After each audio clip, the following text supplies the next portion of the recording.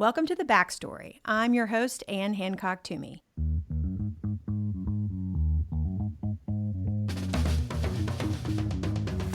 Over the course of my career, I've had the privilege to work with and learn from and guide some incredible leaders, mostly in healthcare, but not always.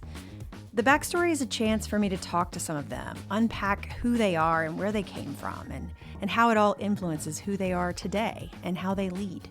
Ultimately, each conversation offers a case study in what I'm calling authentic leadership.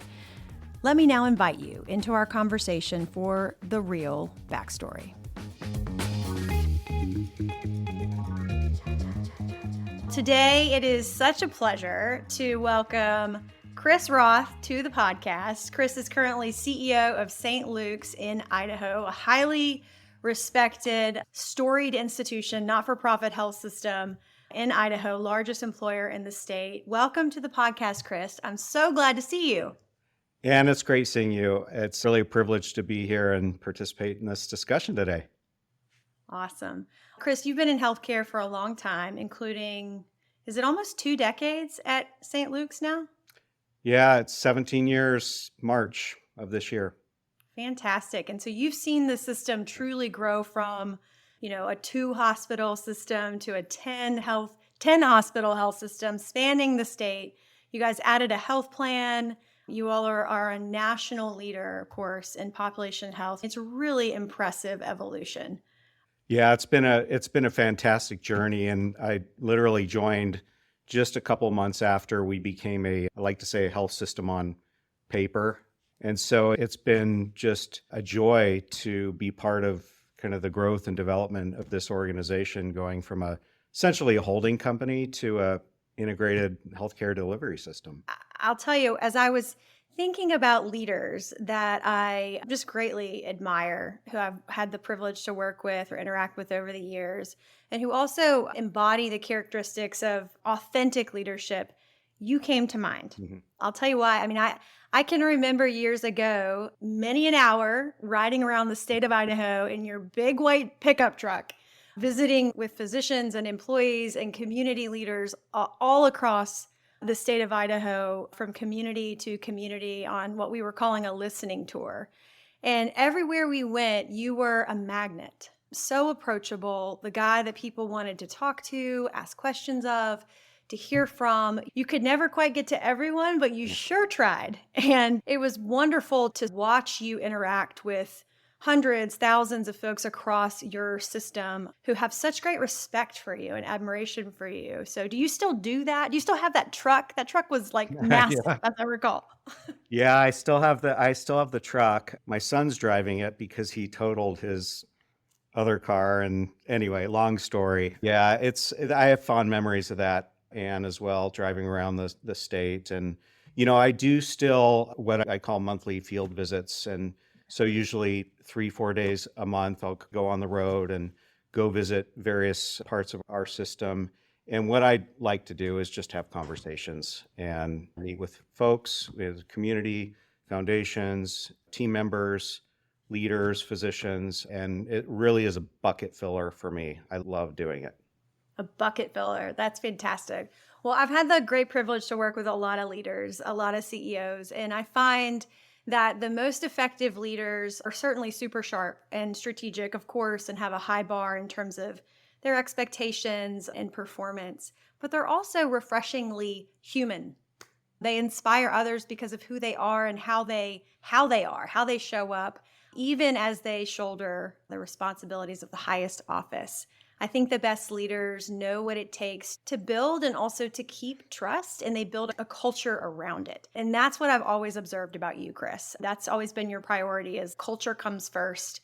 And I think there's just a lot that people can learn from how you lead. And I think it certainly starts with your backstory, who you are and where you came from. And so if you're game, let's dig in. Let's do it. I'm game. All right. Okay, so Idaho's been home for a long time, but I know it hasn't always been home. So tell me a little bit about where and how you grew up. Yeah, gosh, I could go on and on here, but we're all products of our parents, of course. My father is a retired aerospace engineer. My mom was an architect who eventually changed careers and became a nurse. And so I feel like I'm this melding of complex systems and medicine, and they really shaped, of course, who I am today. But in particular, my mom decided to change careers. And I remember she was working, my dad was away quite a bit, and she went to nursing school. And one of my most vivid memories of kind of her education was when her nursing cohort would come to our house because she couldn't leave to study because she was raising 3 kids at the time. They had a whole bunch of oranges on the counter and they were practicing like giving injections to an orange. And I just remember that. I'm like, seriously? I'm like, why? And it models human skin and all those types of things. But that was just such a memory that has been embedded in my mind for so many years. And then she encouraged me to look into healthcare, and I eventually was able to obtain a job in a hospital as a pharmacy technician, learned how to mix IVs and TPNs and chemo. And it was, to this day, I love what I do right now. I love it. I feel like I have a great impact and can help make a difference in our community.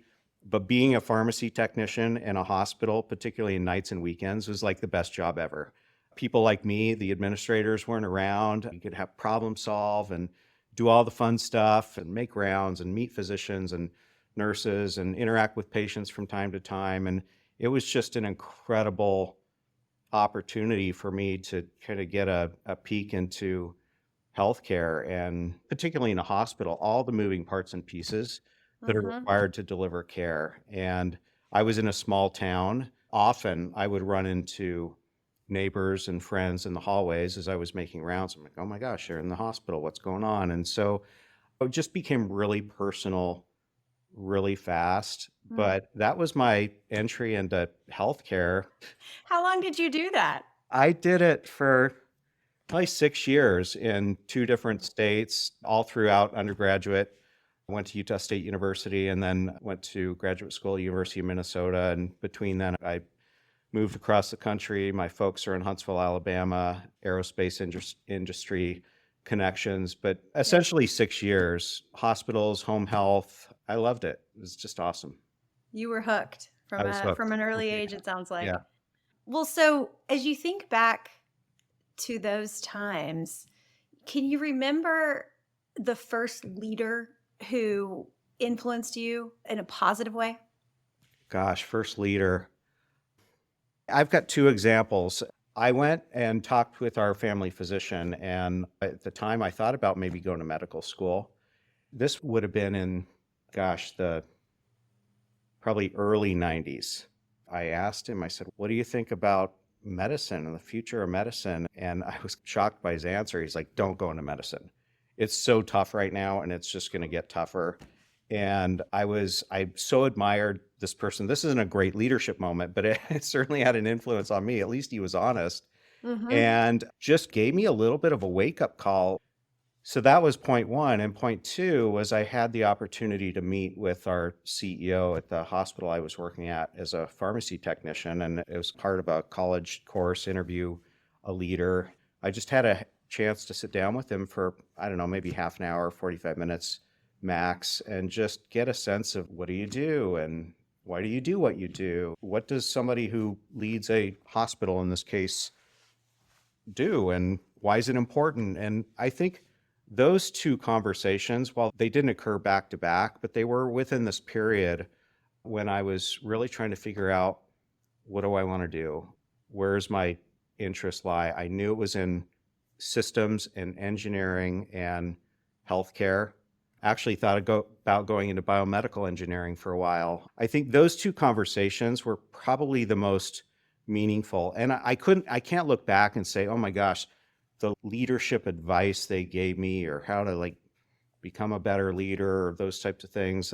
I have many examples over the years, but I think those 2 discussions were super formative for me in terms of the choices I ended up making. It sounds like they planted a seed in you and your family Yep. physician telling you this is a person you respect immensely who's taking care of you and presumably got into healthcare because of his own personal Yeah. mission to want to make a difference in people's lives and heal. And for him to say to you so directly and honestly, like, the system's really broken or healthcare is really Yeah. broken. And what he's not saying is that my relationship with my patients is broken, but it's rather the system I exist within, that I have to operate within, that isn't operating optimally. And I imagine that there's a part of you that chose this career because you wanted to fix it.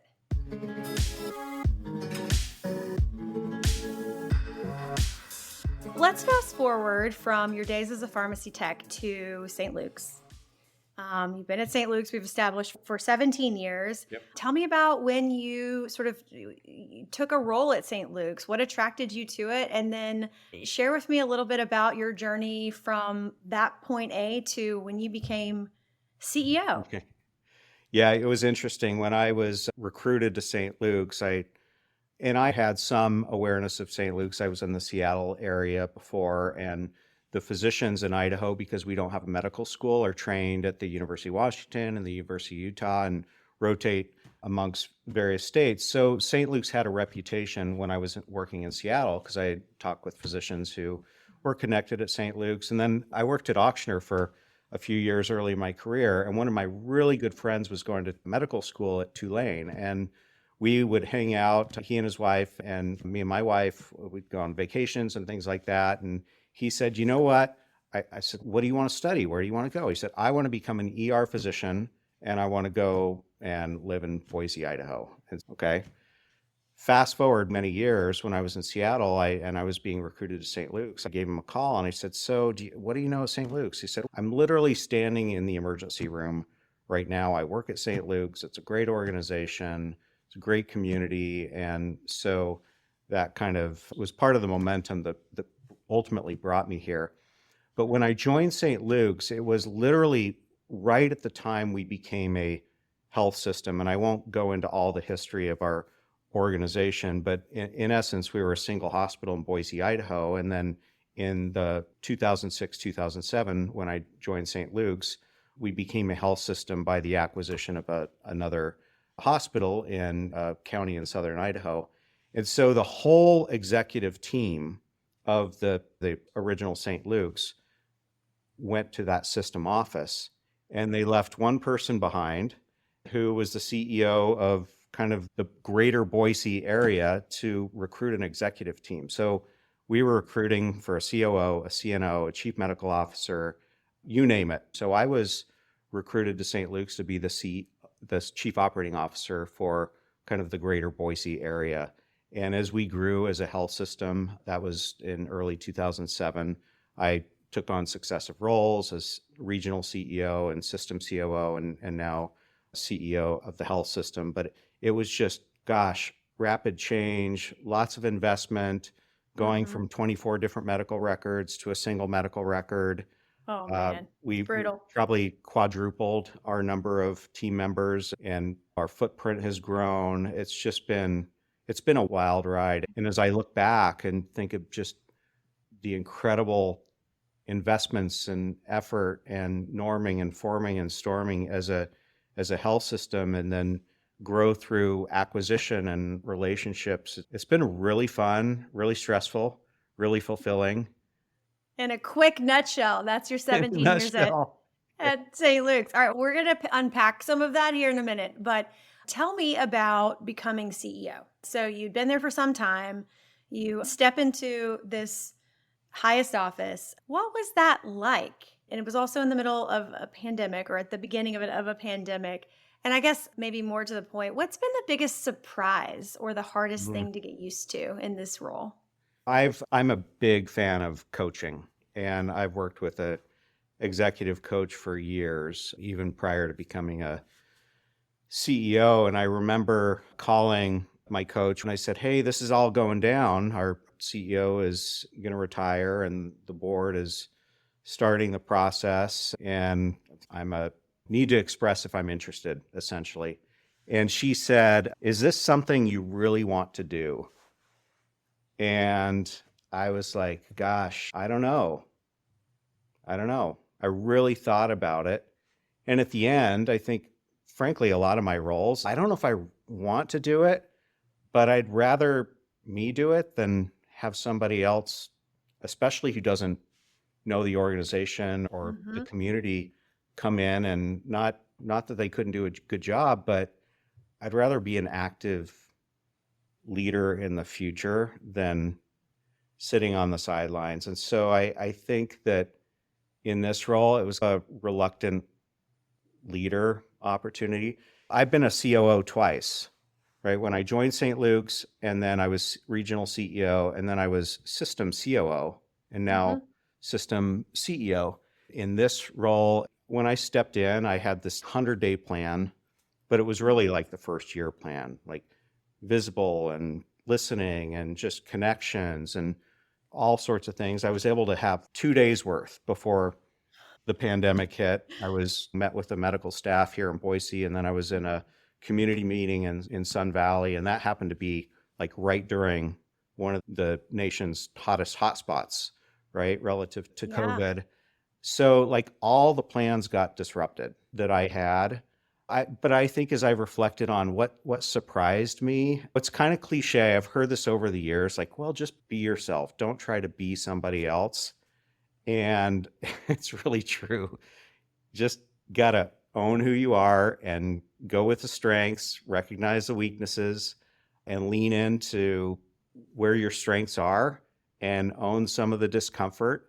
Being a CEO can be super lonely Hmm. for sure.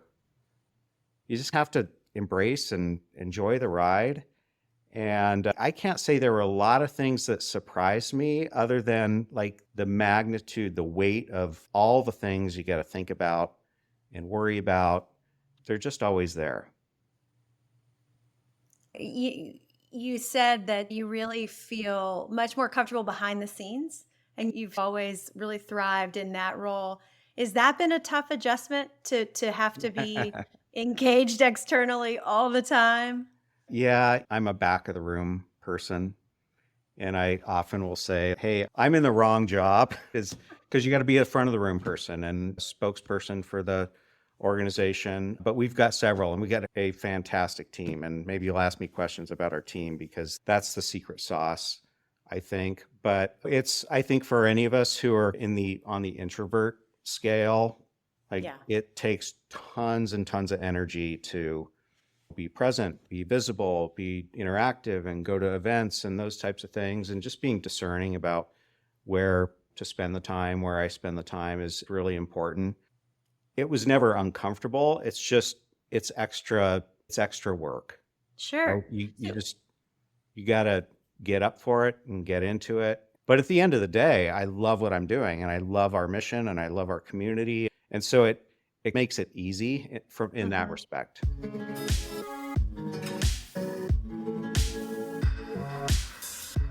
So what gives you energy? You talked earlier about what fills your bucket. One of them was being out and talking with folks that are caregivers, employees, physicians, community leaders across the huge region that St. Luke's serves. Are there other things that give you energy? It's gonna maybe sound cliche as well, but Idaho's a small state. Boise's a relatively small area, say a little less than 1 million people in our service area, which in these days is pretty small. There are few days that go by that I don't talk with somebody or hear from somebody, whether it's in my family or neighbors or friends who are not receiving care in the healthcare system. And Mhm. what gives me energy is to know that, and relative to St. Luke's, we care for a lot of people in our communities. It gets Yeah. really personal really fast. And so what gives me energy and also stress is when I hear of things that aren't going so well, which happens for sure. Most often I hear about things that are going really well. And that's what gives me energy, frankly, is just knowing that I do work and support a team around me that's making a difference every day and impacting a large number of people in southern Idaho. I love that. So maybe that's the answer to this next question, which is as you think about these last 4 or 5 years in your role as CEO, what's the thing that comes to mind that you're just most proud of? We had a leadership conference last week, and it was fantastic. And I was being interviewed, and I was having a discussion because some people have asked me like, hey, what do you think your legacy is going to be? Okay, I've been CEO for 4 years, going into year 5. I'm still pretty young. I got a lot of gas in the tank. But I shared this story with the team last week that I'm like, I've never really thought about that. But the more I've thought about it, my tenure at St. Luke's, we've gone from a holding company to an integrated health system. We started a health plan a couple of years ago, a network, electronic health records, new buildings, new hospitals. But what I'm most proud of, and I think that I know my team is most proud of, is just this relentless focus on people, on talent, on culture. And there's not one culture in an organization. Every team has its Sure. own culture. Yeah. But I think really being very deliberate around creating a culture of safety where people can be authentic and speak up and challenge. And I think most leaders, I would hope most leaders would say, I don't want to be surrounded by a team of people who are just going to say yes all the time. But the irony is that unless the leader creates a environment where it's safe to speak up, you're going to be surrounded by a bunch of people who say yes all the time. And that was actually probably one of the greatest blessings of the pandemic, is that we were able to accelerate putting safety as our top priority as an organization. You know, of course, physical safety, and we had the virus and all the things, and job security, financial safety, et cetera. But psychological safety in the workplace is, I think, been the catalyst to really drive our organization. And so at the end of the day, long answer to your question, it's people and culture, succession planning, depth, talent. That's the space that I like to live in. I love that answer very much. And it is so you. And your comment about it starts at the top, the creation of psychological safety for people to be willing to speak up, be willing to share contrarian opinions, their ideas, take risk, make mistakes, fail, and learn from it. It starts with you. It starts with your leadership team creating that space. And I don't think that every CEO does that. I don't think every leadership team prioritizes that.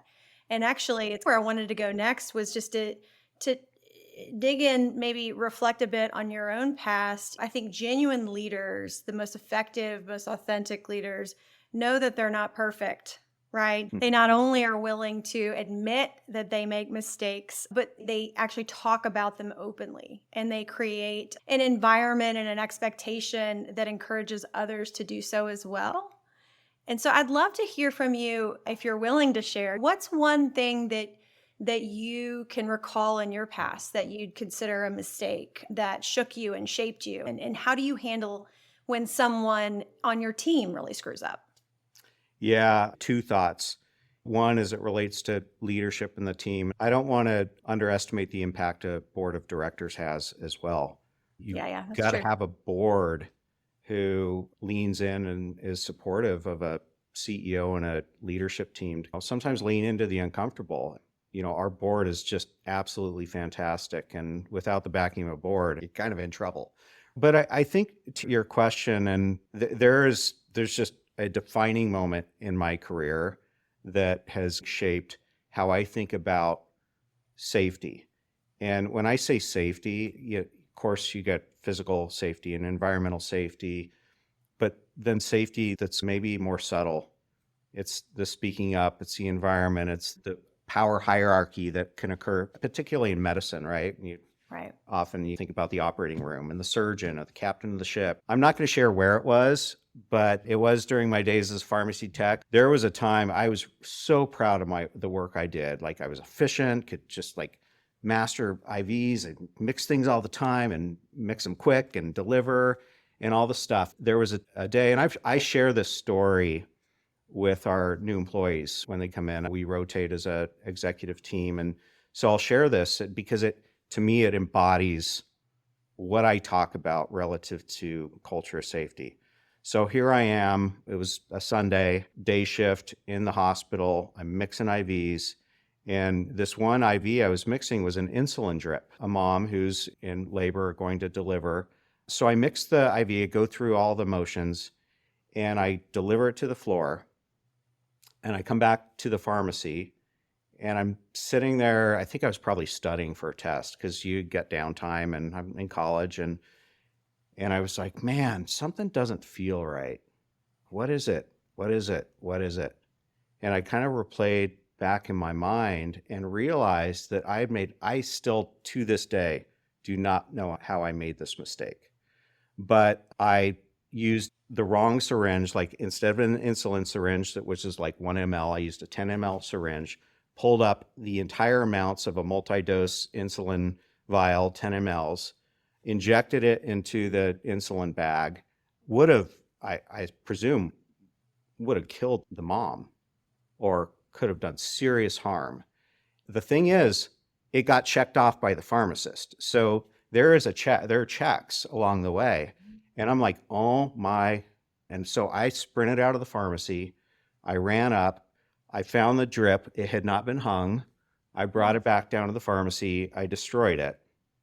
So that kind of lesson one. And then lesson two is I'll ask this question to our team. I'm like, what do you think I did next? Did I report it? Did I share this mistake with the pharmacist? What do you think? Oh man, you're putting me on the spot. I'll give you I'm that. going to say no. I'm going to say Yeah. you didn't tell Yeah. him. No, I didn't share it. I didn't share it. And so if they're listening to this right now, oh my gosh, you should have shared it. I should have. And I was like, I've reflected on that for years, like 3 decades now. Why didn't I share it? I don't think it was because I felt like I'd get fired or we didn't have a culture in the pharmacy where I couldn't do that. I think it was just frankly, like I thought I was all that.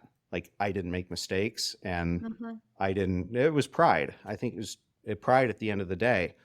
And I really regret not sharing that because there are systems issues and checks, like probably 20 things that went wrong. And it was the Swiss cheese model that something tragic could have happened. Fortunately, it didn't. Fortunately, I saved it, went on with my life, right?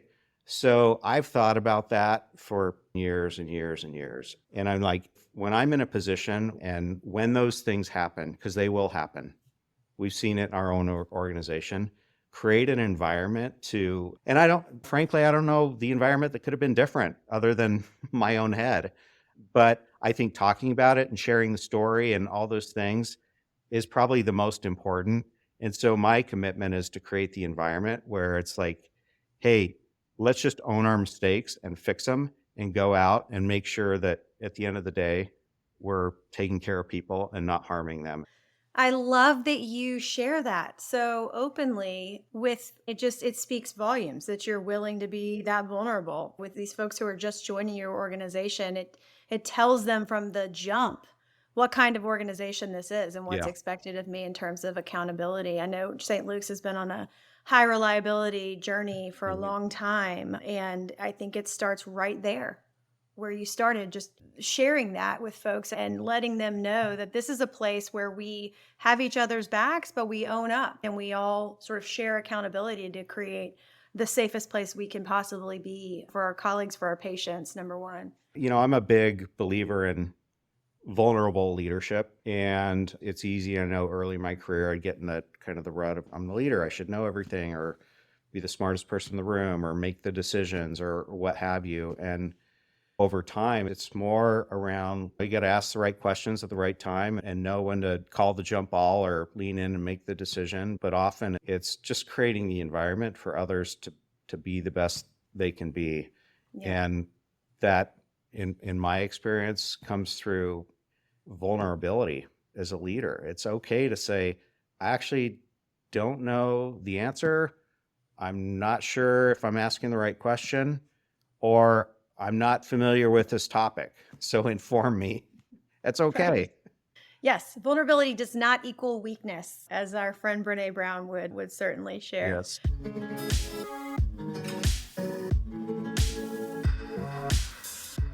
Okay, we're going to talk more about leadership here in a moment, but I want to pause and talk a little bit about your family because I know you've been married to Kim for a long, long time. You guys have 4 kids who you are extraordinarily proud of. And I know family has been a huge priority for you, even as you have ascended to CEO of St. Luke's. So just, I would love to hear a little bit about your family. Yeah, huge priority. Family, faith, the mission of what we do at St. Luke's professionally. Those are the three anchors, and the managing those priorities are so important for sure. Kim and we're going to come up on 25 years here, gosh, next year. So that's going to be Congrats. That's a big amazing. deal. We have 4 kids. Our oldest just graduated from college, and life is crazy, and there are car crashes and graduations and tennis matches and all of those things. But for me, family really is everything. We spend a lot of time together. Last night, I watched probably 2.5 hours worth of SNL YouTube snippets with my daughters. Like, have you seen this one? Have you seen this one? What about this one? What the synchronized swimming one with Steve Martin from years ago, or not Steve Martin, Martin Short? If you remember Yeah. that, they're like, oh my gosh, we never knew this existed. I just love spending time with the family. It makes what we do worth it.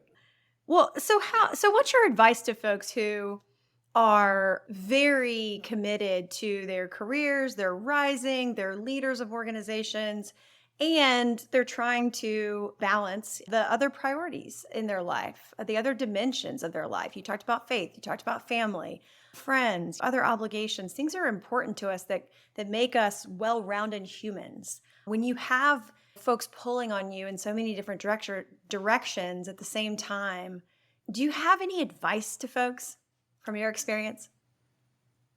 I think to be really disciplined on where you choose to spend your time. And in the role of CEO, one of the comments I get most frequently is, "Oh my gosh, thank you. I can't believe, like, you must have so many demands on your time. Thank you for being here or having this meeting or whatever." I'm like, look, I'm really thoughtful of where I choose to spend my time, and this is important. But if I wanted to go to 3 events every day, every day of the week and year, I could do it. And I just choose not to. And the world goes on.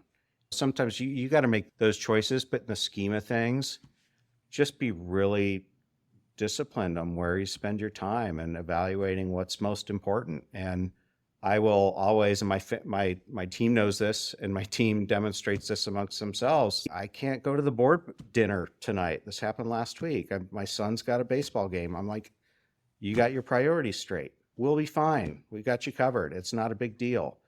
So that's probably the biggest thing.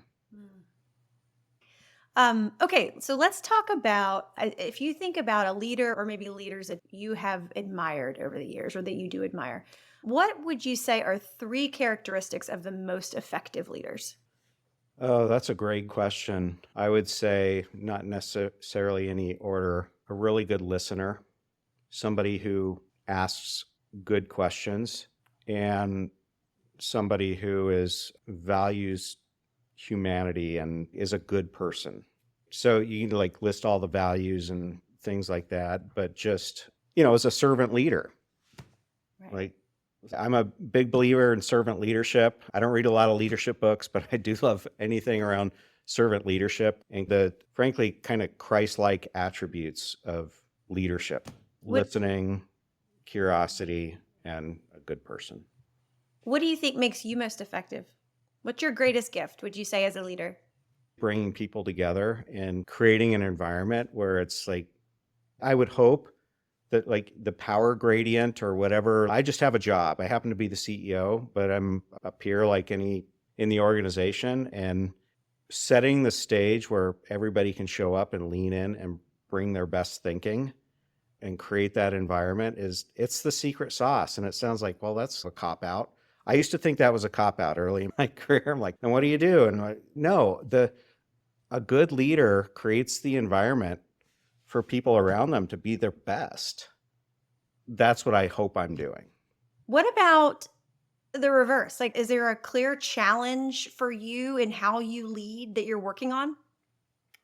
Oh yeah, there are always clear challenges.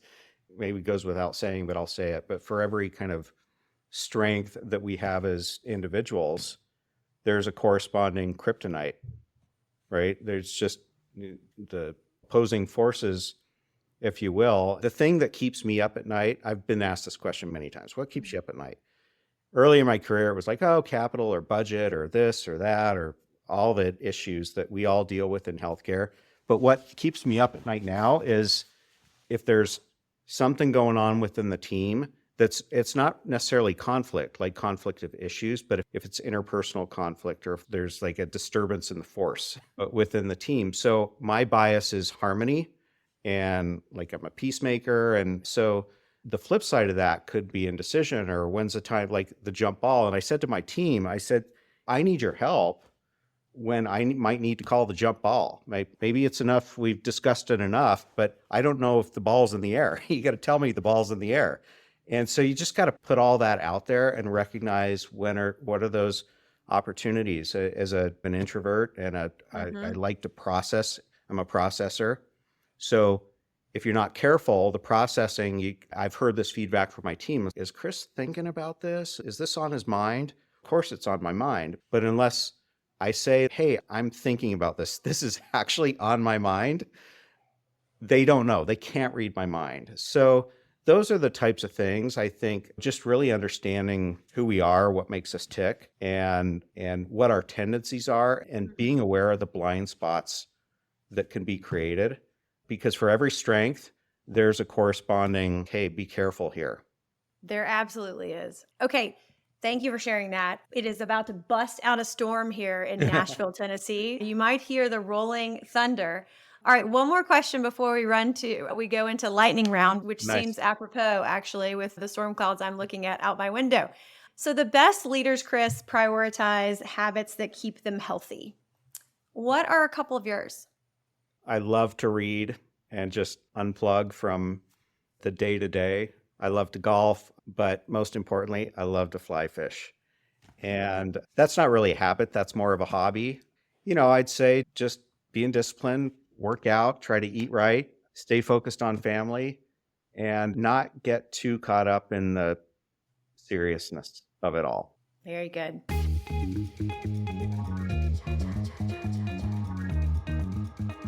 Okay, we're moving into lightning round. So I'm going to ask you a series of either ors and questions that you just go with your gut. Give me your initial answer. I'm ready. You ready? Okay. Describe your perfect Saturday. Yard work. Interesting. Haven't gotten that answer before. Last time you tried something new. I don't remember. Okay, I'm going to let you think on that. We're going to come back to it. All right. Okay. You talked about fly fishing. Most ideal fishing spot, Idaho or Alaska? Oh, Alaska, hands down. Okay, I know you spend a lot of time with your family playing board games, card games. We have this in common. Tell me, what's your favorite game you play with your family? Currently, it's Catan. It's a good one. We have serious. And then for pro hint, anytime we play a family board game, you sign the inside of the box, like where were you, what was the date, who won, and what was it. So I like that. It's a running history, but yeah, that's our favorite right now. Very good. We're like Roomy Cube. We love Back Alley Bridge. Yep. Okay, you are an avid reader, of course. What is the book you're reading right now? I am rereading The Killer Angels. Okay. You don't read books on leadership except... Well, The Killer Angels is like, it's an amazing leadership book. It is. Okay. You got to read it. Just go read it. I don't know if that you one. haven't read it. Is it phenomenal? Okay. It's phenomenal. Putting it on my list. Won the Pulitzer Prize. Oh, geez. I feel like an idiot. Okay. Best book on leadership, or is that it? I would have to say my favorite is On Becoming a Servant Leader by Greenleaf. I know that one. It's super thick. It's my go-to. What time do you wake up and how do you start your day? I am not a morning person. I'm definitely a night person. I'll wake up an hour and a half before I need to be into the office, and it's a slow start. And my exercise is after dinner, not in the morning. Really? Yep. Wow. Okay. I'm just done by that part of my day. I think we're opposite in that way. I am a morning through and through. And my team, I work with a lot of morning people, and I'm just like, just so you know, I'm warming up at 1 p.m. and they're like coming down, so we make it work. I love it. I'm glad we scheduled this podcast Yeah, for me late too. afternoon. Me too. Too good. Okay. Best piece of advice that your mom or your dad ever gave you? Oh gosh. I don't know if they ever said this, but they in these words, but it's just represent yourself and do things that are going to make it's like the headline. Don't say anything you wouldn't want your grandma to read. So it's just Yes. represent Yeah. and just have your actions be something that you're proud of. All right. We have come to the end of our time together, and I've so appreciated it. What have I not asked that I should have? Oh man, I don't know. I'm still trying to figure out what have I done? What new thing have I done recently? I don't know. Have Maybe you ever done a podcast? I have, but not on video. There you go. So I don't know. I think my takeaway is I need to start trying some new things. I think that's my takeaway from today. That is my gift to you, my friend. Yeah. Yeah. That's going to be our dinner conversation tonight at home.